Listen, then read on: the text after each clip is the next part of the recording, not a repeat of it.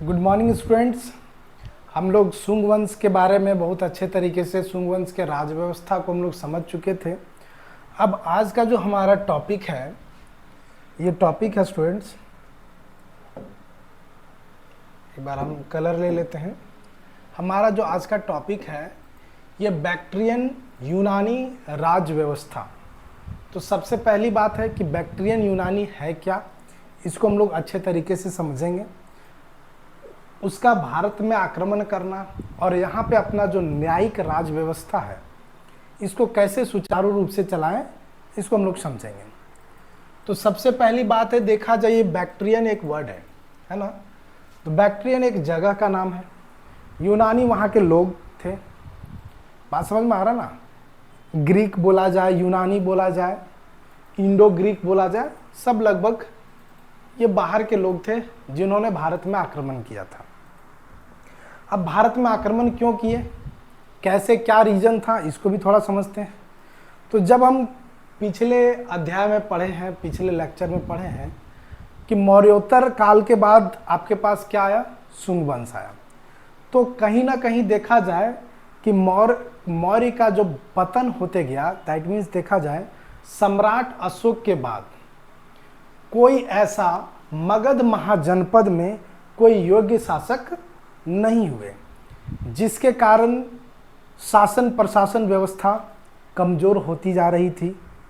और इसी दरम्यान बाहरी ताकत यानी विदेशी ताकत भारत में घुसने लगे थे। वर्ड समझ में आ गया होगा स्टूडेंट्स कि ये क्या है ना। तो यदि सिंपल सा बात देखा जाए तो भारत में सबसे पहला जो आक्रमण करने वाला शासक था वो कौन था, सिकंदर था। और वो भी क्या था, एक बैक्ट्रियन ही था। समझ में आ रहा, यूनानी बोला जाता है। तो सिकंदर के बाद बैक्ट्रियन में यदि कोई दूसरा शासक पहला शासक था, या फिर ऐसा बोल सकते हैं तो वो डेमोट्रियस था, जिसके बारे में आगे हम लोग देखेंगे। ठीक है। और इन लोगों ने किस टाइप का आक्रमण किया, कैसे किया, यहाँ का संस्कृति सभ्यता को क्या अपनाया, यहाँ का राज व्यवस्था, यहाँ का प्रशासन व्यवस्था में क्या चेंजेस हुआ, इसके बारे में समझेंगे स्टूडेंट्स। तो उम्मीद करते हैं कि आपको हम क्या बताना चाह रहे हैं, एक सिंपल सा बात फिर से हम एक बार क्लियर कर देते हैं कि मौर्य के पतन के बाद कोई भी ऐसा योग्य शासक नहीं था जो भारत को बहुत अच्छे तरीके से चला सके। जब किसी भी राज्य में योग्य शासक नहीं होता है तो आंतरिक विरोध हो जाती है, मतलब प्रजा में मतभेद हो जाता है, बाहरी आक्रमण हो जाता है। तो कुछ इसी प्रकार से हुआ। मौर्यों के पतन के बाद या फिर सम्राट अशोक के बाद ऐसा कोई योग्य शासक बचा नहीं किसमें, मगध महाजनपद में, जो बहुत अच्छे तरीके से शासन प्रशासन को चला सके। तो सिकंदर तो आक्रमण कर चुका था, है ना। सिकंदर विश्व विजेता बनने के लिए निकला था, लेकिन दुर्भाग्यपूर्वक भारत को नहीं जीत सका, है ना। लगभग वो विश्व विजेता अपने आप को बनना चाहता था, भारत में ही उसका मृत्यु हो गया था। तो सिकंदर के मृत्यु के बाद जो उसका सेनापति था सेल्यूकस, वो अपने प्रांत को संभाला। समझ में आ रहा ना, वो अपने प्रांत को संभाला। उसके बाद यदि देखा जाए तो देखिए प्राचीन इतिहास में आपको यह चीज देखने को मिलेगा, यदि आपको क्वेश्चन पूछा जाएगा कि भारत में किन विदेशी ताकतों का सबसे पहला आक्रमण था, तो वो आएगा जो क्वेश्चन है कि बैक्ट्रियन थे। वो बैक्ट्रियन ही थे जो सबसे पहले भारत में आक्रमण किए थे। अब ये बैक्ट्रियन क्या है, कैसे आक्रमण किए, ये सब हम लोग समझ गए। अब ये सब जो थे, ध्यान दिया जाए, ये हिंदकुश पर्वत को पार करके आए थे। किस पर्वत को पार करके, हिंदकुश पर्वत। ये बहुत अच्छा इंपॉर्टेंट चीज है। हम एक पेज ले लेते हैं जहां पे हम आपको थोड़ा बहुत कुछ समझाना चाहेंगे। हिंदकुश पर्वत जो भारत का कुछ मैप है, मैप तो हमको बहुत अच्छे तरीके से बनाने आता है नहीं, लेकिन फिर भी हम कोशिश करते हैं कि आपको थोड़ा बहुत कुछ समझा पाए हिंदकुश पर्वत क्या है।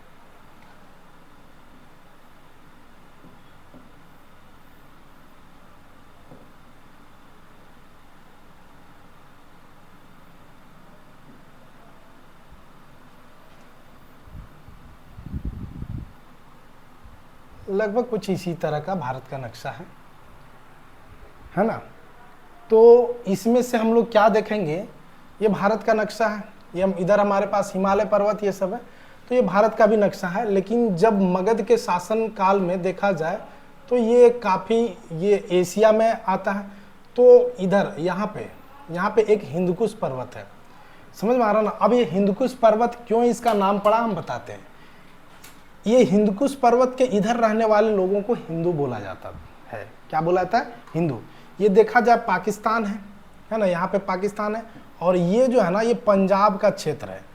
तो जो बैक्ट्रियन यूनानी थे वो हिंदुकुश पर्वत को पार करके ये पंजाब में बस चुके थे, समझ में आ रहा ना, क्या पंजाब में आ चुके थे।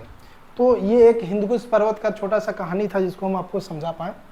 अब हम आते हैं, सिंपल सा बात है कि जब ये भारत में आक्रमण किए, यहाँ पे आए, तो यहाँ की क्या सभ्यता को चेंज कर पाए, क्या बाहरी कल्चर को दे पाए यहाँ पे, या फिर यहाँ के कल्चर को अपने अपनाए।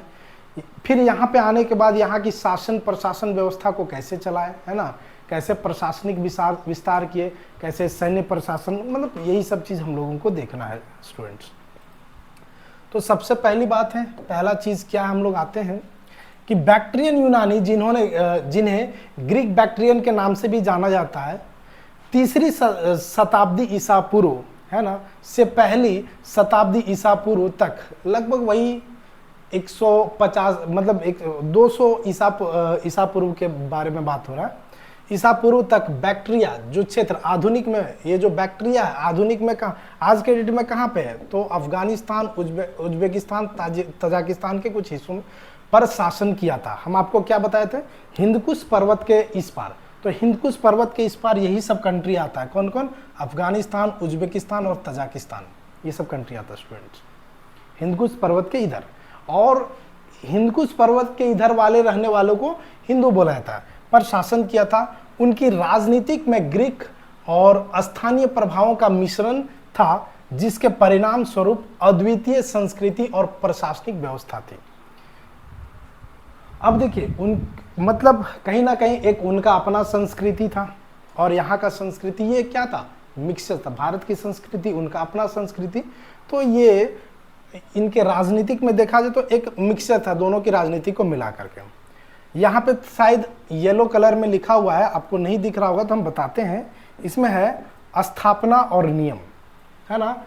तो इसकी स्थापना कैसे हुई, है ना, बैक्ट्रियन साम्राज्य की स्थापना हमारे भारत में कैसे हुई, इसको थोड़ा सा समझते हैं। हाँ, बैक्ट्रियन साम्राज्य, उसके बाद भारत में कौन सबसे पहले आक्रमण किया था उसके बारे में भी देखेंगे।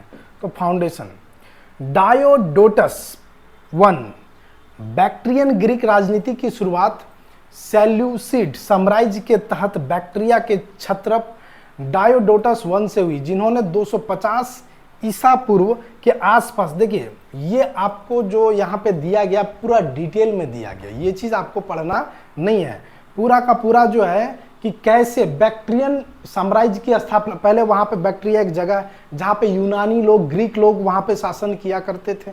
फिर वहाँ से उठ करके ये लोग कहाँ, किधर के तरफ चले, भारत के तरफ चले, ठीक है ना। तो कुछ यही सब चीज़ें, डायोडोटस वन, डायोडोटस टू और यूथिडेमस, ये सब मेन जो आपको पढ़ना है, एक बार इसको देख लीजिएगा। मेन आपको जो पढ़ना है ये यहाँ से डेमोट्रियस, समझ में आ रहा ना। यही देखा जाए सिकंदर के बाद यदि कोई पहला शासक भारत में आया तो वो कौन था, डेमोट्रियस। इसी के बारे में हम लोग को बहुत अच्छे तरीके से पढ़ना है, क्योंकि आपको इंडो ग्रीक के बारे में बताया गया, तो इसीलिए हम ये जो 3 फाउंडेशन है, फाउंडर का नाम आपको दे दिया गया है, लेकिन आपको जो पढ़ना है स्टूडेंट्स वो यहाँ से पढ़ना है। डेमोट्रियस वन के तहत ग्रीक बैक्ट्रियन साम्राज्य का भारत में विस्तार हुआ। हम आपको क्या बोले कि पहला राजा, हाँ ये बार बार आता है कि भारत में आक्रमण करने वाला पहला विदेशी ताकत जो है या फिर विदेशी क्या, तो वो बैक्ट्रियन साम्राज्य है। लेकिन सम्राट अशोक के बाद कोई है तो वो पहला ये है, दूसरा ये है डेमोट्रियस वन के तहत ग्रीक बैक्ट्रियन साम्राज्य का भारत में विस्तार हुआ, जिसे इंडो ग्रीक साम्राज्य की स्थापना हुई, है ना। इंडो ग्रीक साम्राज्य की स्थापना हुई। उनके अभियानों ने यूनानी प्रभावों को भारत उप महाद्वीप में गहराई तक फैलाया गया, है ना। भारत के जितने भी उप महाद्वीप अगल बगल के जितने भी देश हैं उनका प्रभाव काफी हद तक था उन पे, है ना। अब दूसरा जो पॉइंट ओ, यूक्रेटाइडस द ग्रेट एक अन्य प्रमुख शासक था। यूक्रेटाइडस ने राज्य के विस्तार तो किया, लेकिन आंतरिक संघर्ष और बाहरी खतरों का सामना किया, जिससे इसका विखंडन हुआ और अंततः इसका पतन हो गया था। समझ में आ रहा ना। देखिए एक चीज और आपको बताते हैं, डेमोट्रियस मतलब बैक्ट्रियन साम्राज्य जो जब यहाँ पे स्थापित हुए तो बोला जाता है कि ठीक है कुछ कुछ तो वो लोग दे करके यहाँ पे गए, अपनी सभ्यता अपनी संस्कृति, लेकिन ज्यादातर देखा जाए तो यहाँ का धर्म और संस्कृति को सीख करके गए। एक और इम्पॉर्टेंट बात आपको बता देते हैं कि भारत में सबसे पहला सोने का सिक्का का जो प्रचलन है वो इन्हीं लोगों के समय में हुआ था। पहले यहाँ पे जो सिक्का बनता था वो टेढ़ा मेढ़ा बनता था, थोड़ा देखने में ठीक नहीं लगता था। तब सबसे पहला ये सब चीज भी पूछा जाता है कि भारत में सोने का सिक्का का प्रचलन सबसे पहले किसके शासनकाल में हुआ, ये भी आपको पूछा जाएगा। अब है ओमेजेंडर प्रथम, जिसको मिलिंडा सबसे प्रसिद्ध इंडो ग्रीक राजाओं में से एक था। हम आपको बताए भी थे सुंग के जो राजा थे, है ना, वो इंडो ग्रीक सुंग वंश के जो राजा थे, हम पिछला ही वीडियो में आपको बताएं कि इंडो ग्रीक वॉर में मतलब ये क्या है, बहुत मजबूती से लड़े थे, लेकिन इंडो ग्रीक मतलब जो बाहरी ताकत है वो भारत पर आक्रमण करने से नहीं चुका। एक बार पराजित हुआ, फिर भी उन लोगों ने कोशिश किया कि भारत पर आक्रमण किया जाए और वहाँ जो है वहाँ रहा जाए, वहाँ के संस्कृति को अपनाया जाए। वहाँ मतलब आक्रमण करने का मतलब सिर्फ वहाँ रहना नहीं, वहाँ से कुछ लूट करके लाना अपने देश में, यही सबका मकसद हुआ करता था स्टूडेंट्स।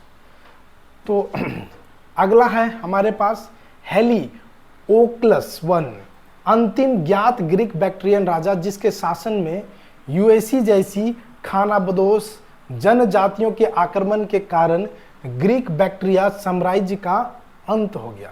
यहाँ पे इसी के काल में क्या हुआ, ग्रीक बैक्ट्रियन साम्राज्य का जो है वो अंत हो गया था स्टूडेंट्स।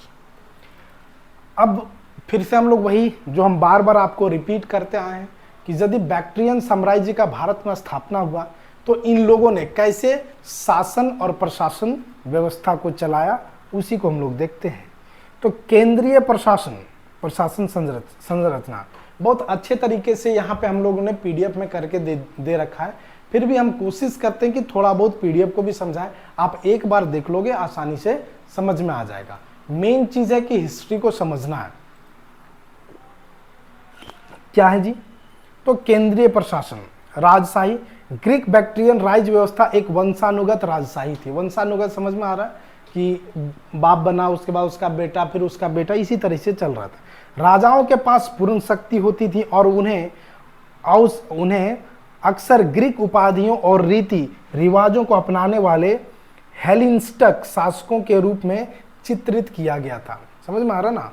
अब जो राजा जहाँ का है, मतलब जैसे भी भले ही क्यों ना कहने का मतलब है कि वो तो इंडो ग्रीक के राजा थे, तो वो लोग संस्कृति सभ्यता भी इंडो ग्रीक का ही मानते थे, उनके जितने भी वंशज में थे।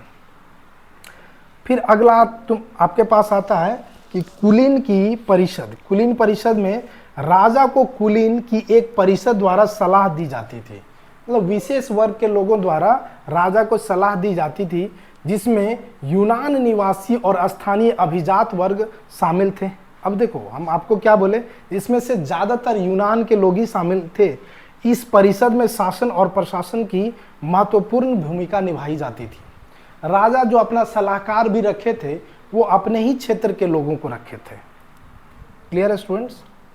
अब आगे जब आते हैं नौकरशाही, एक सुव्यवस्थित नौकरशाही राज्य के मामलों का प्रबंधन करती थी, जिसमें कर संग्रह, टैक्स, सैन्य संगठन, तो सेना के बारे में, न्यायिक कार्य भी शामिल थे, है ना, किसको दंड देना है नहीं देना है। कुशल शासन सुनिश्चित करने के लिए यूनानी और स्थानीय अधिकारियों को विभिन्न प्रशासनिक पदों पर नियुक्त किया गया था।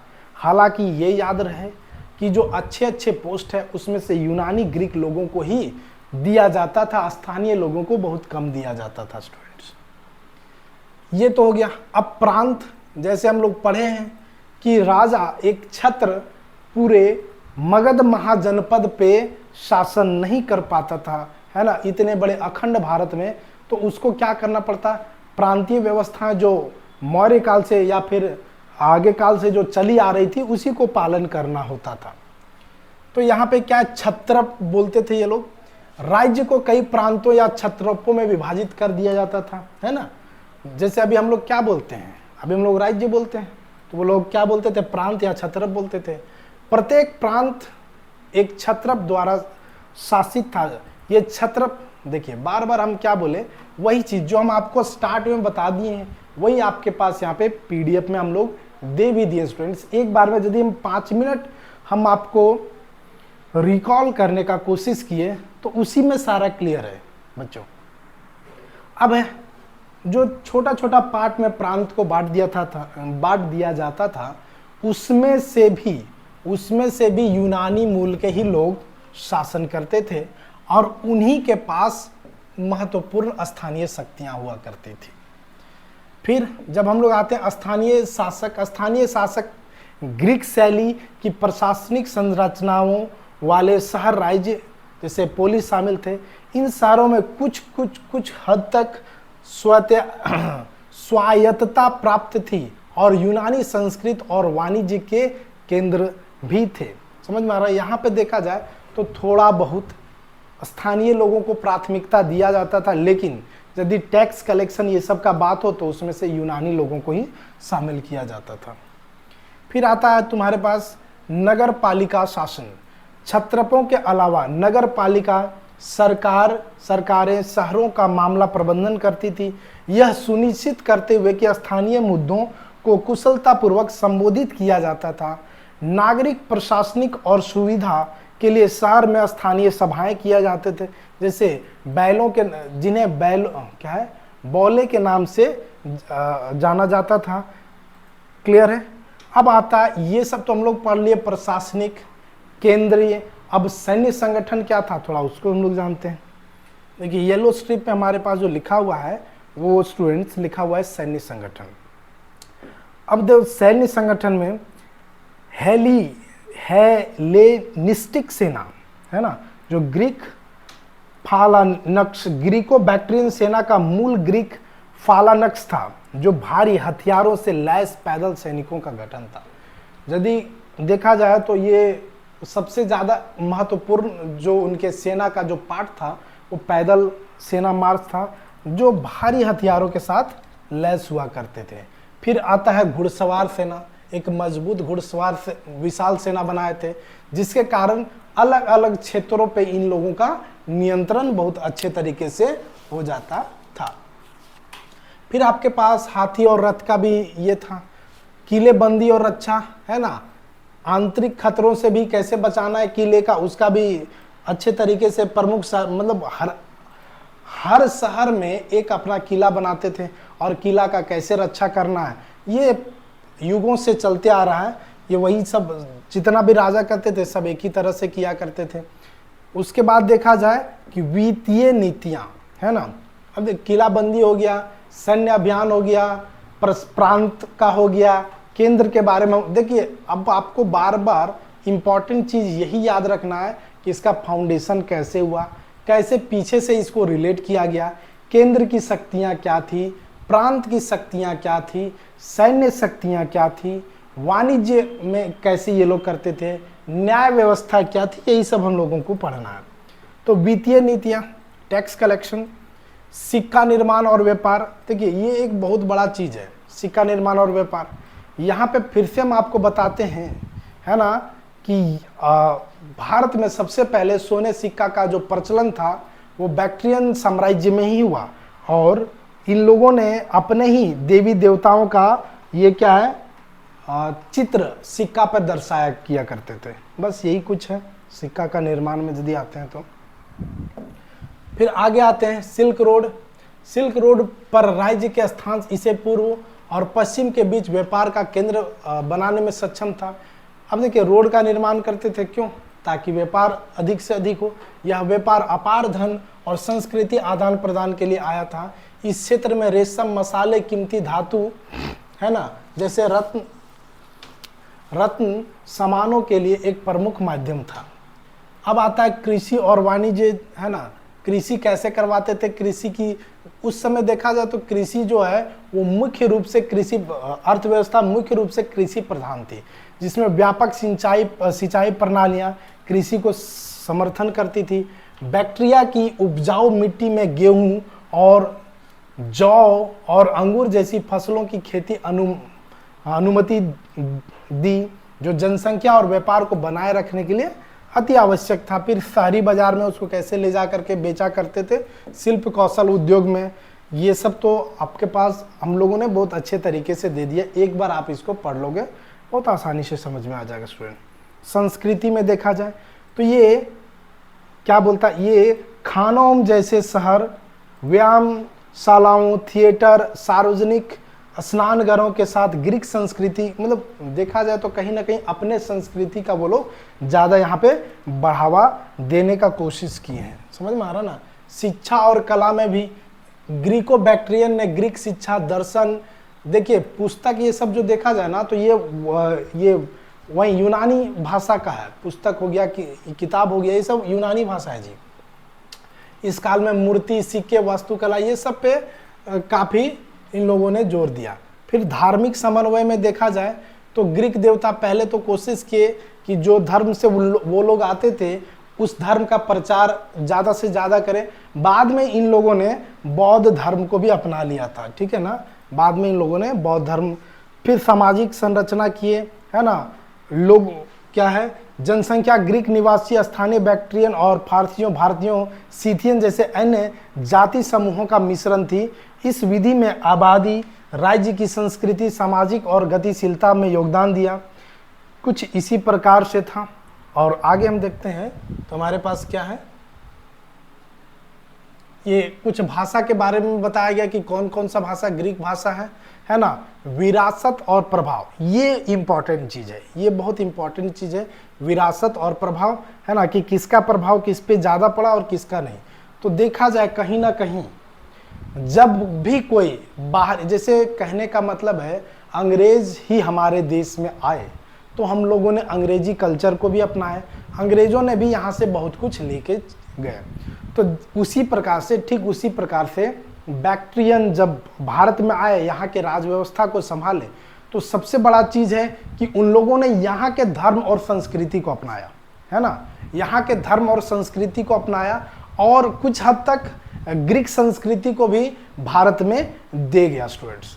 तो देखा जाए ओवरऑल ओवरव्यू में देखा जाए तो हम आपको इन शॉर्ट में यही बताना चाहते हैं कि यदि बैक्ट्रियन का प्रभाव बोला जाए तो आप बताइएगा कि वो लोग कैसे कैसे आए, यहाँ पे क्या क्या अपनाए और यहाँ क्या दे गए। आपको इसके राज व्यवस्था के बारे में क्वेश्चन पूछा जाएगा तो आपको यही बताना है कि इसका फाउंडेशन कैसे हुआ, कैसे केंद्र की प्रशासन व्यवस्था क्या थी, प्रांत की प्रशासन व्यवस्था क्या थी, स्थानीय प्रशासन व्यवस्था क्या थी, मतलब ये सब आपको छोटा छोटा पॉइंट लिखना है। उसके बाद सैन्य अभियान, मतलब सेना की व्यवस्था क्या थी, फिर देखा जाए टैक्स कलेक्शन करने का क्या ये था, रूल था, फिर क्या बोल सकते हैं वही वाणिज्य में आ जाता है, व्यापार करने का क्या था, है ना। तो ये सब कुछ कुछ पॉइंट स्टूडेंट्स जो आपको लिखने पड़ेंगे और उसको डिटेल में देना पड़ेगा। उम्मीद करते हैं कि ये बैक्ट्रियन व्यवस्था को आप बहुत अच्छे तरीके से समझ गए होंगे। इसका जो क्वेश्चंस है, इसका जो भी अभी हम पीडीएफ है, क्यों नहीं पढ़े, क्योंकि हम आपको समझा दिए हैं और ये आपको डिस्क्रिप्शन में मिल जाएगा। और यदि आप कोर्स परचेज किए हैं तो वहाँ पे आपको जो भी क्लास का होता है उसका नोट्स हम लोग वहाँ पे प्रोवाइड कर देते हैं। मिलते हैं नेक्स्ट वीडियो में, आज के लिए इतना ही, धन्यवाद।